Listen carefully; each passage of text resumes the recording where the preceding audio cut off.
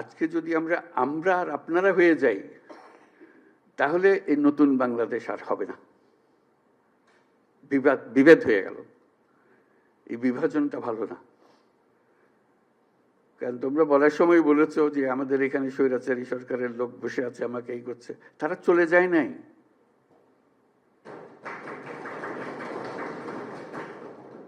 তোমরা বলছো যে তার সরকারে আছে, আমি বলছি তোমার গ্রামেও আছে। শুধু সরকারকে দেখি আমি চলে গেলাম ওই সরকারে আছে, তারা কিছু করতে পারতেছে না। তোমার গ্রামে আছে, তুমি কিছু করতে পারতেছো? তুমি তো দুঃখ করতে এসছো আজকে। কাজে সেই তেজ আসতে হবে না, এদেরকে জায়গা দেবো না আমরা কোথাও।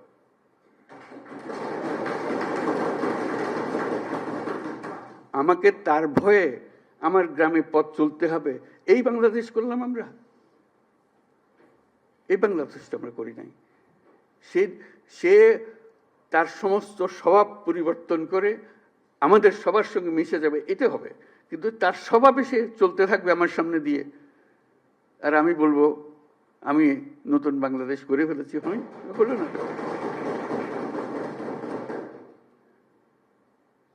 কাজে তাদেরকে জয় করতে হবে, তাদেরকে সোজা রাস্তায় আনতে হবে যে এইভাবে পাই চলো, দেশ চলতে হলে এইভাবে করতে হবে। মারপিট করে এটা হবে না।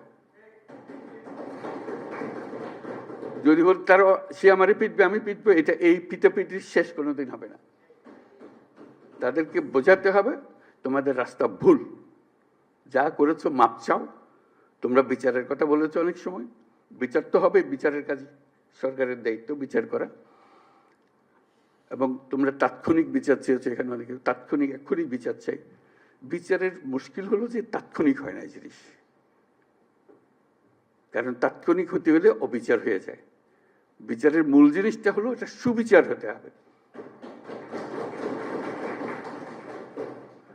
বিচারের কাজ চলতে থাকুক, যারা অপরাধী, যাকে সাক্ষ্য প্রমাণ আছে, তারা পুলিশের হাতে সুপর্দ করে দাও, বিচারের হাতে তুলে দাও। সে প্রক্রিয়া চলতে থাকবে, তুমি তুলে দেবে তাকে যথেষ্ট সাক্ষী প্রমাণ সহ। অবিচার যেন না হয়। আমরা অবিচারের বিরুদ্ধে দাঁড়িয়েছিলাম বলেই আজকে এই সংগ্রাম হয়েছে, এই আত্মত্যাগ হয়েছে। আর আমরা যদি অবিচারে নেমে যাই, তাহলে তাদের আর আমাদের তফাৎটা হলো কি? সম্প্রতি যেসব ঘটনা ঘটলো তোমাদের চোখের সামনে হলো, এটা একবার না, আরো সামনে আরো বহু রকমের ঘটনা ঘটবে। কারণ ওরা তো ছাড়তেছে না তাদের, যে তাদেরকে তাড়িয়ে দিয়েছ, তারা বলতেছে আমরা সহজে মেনে নেব না।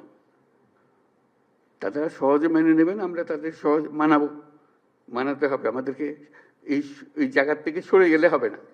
তোমরা একবার জয় করে পুরো বাংলাদেশ নতুন বাংলাদেশ করে ফেলেছো।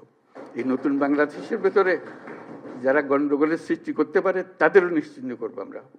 তাদেরকে দলে বেরিয়ে ফেলবো, নিজেদের মধ্যে নিয়ে আসবো, আর তা না হলে আইনের কাছে সুপর্দ করে দেবো।